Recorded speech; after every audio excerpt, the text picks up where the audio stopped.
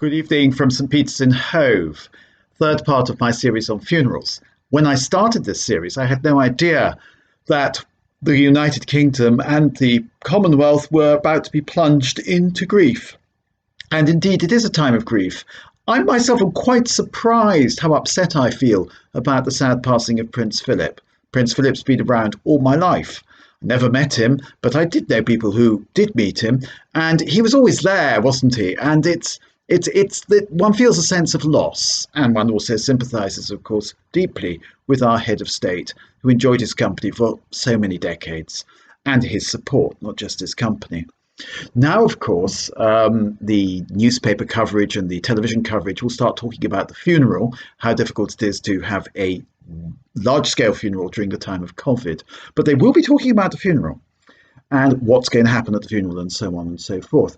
And this is a good reminder to us about how important funerals are.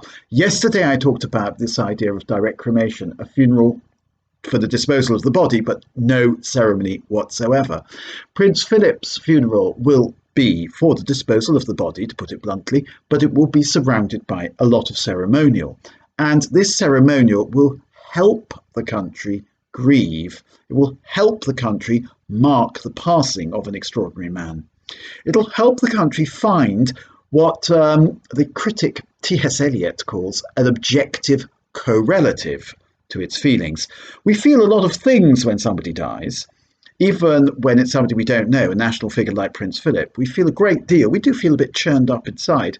And we want to express those feelings, and we look for actions which will express those feelings. The actions we find, generally speaking, are ceremonial ritual actions. In other words, actions that have been undertaken by people before us, which we're repeating.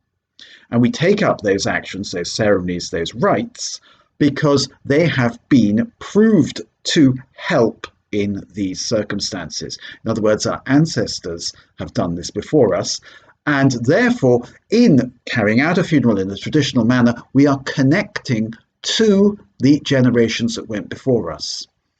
Now, we are people who look for meaning, and a funeral is a ritual and ceremonial action that is searching for meaning. We know what we feel. We need to put it into action. We need to put it into words. We need to have a way of expressing ourselves.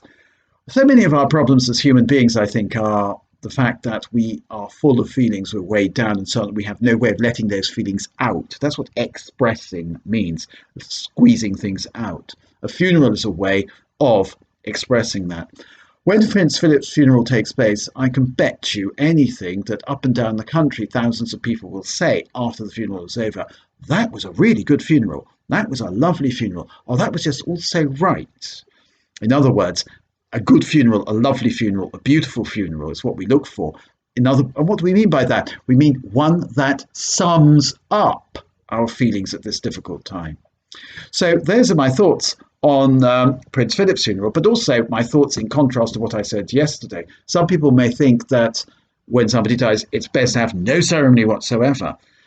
Yes, and I said that is allowed, it's your choice. But also, it's a traditional thing, it's a standard thing to feel that we must have a ceremony, we must mark these things, and the ceremony we have somehow expresses what we feel.